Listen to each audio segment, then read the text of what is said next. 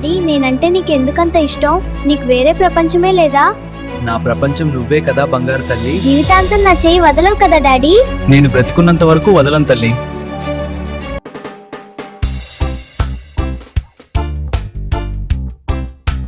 Sorry, మేము చాలా try చేసాం కానీ కాపాడలేకపోయాం.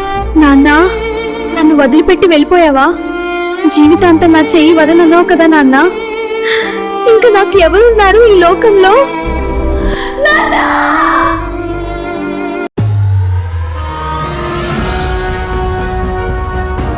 నా బంగారు తల్లి, నువ్వు ఏడవకు. నేను నిన్ను వదిలి ఎక్కడికి పోలేదు.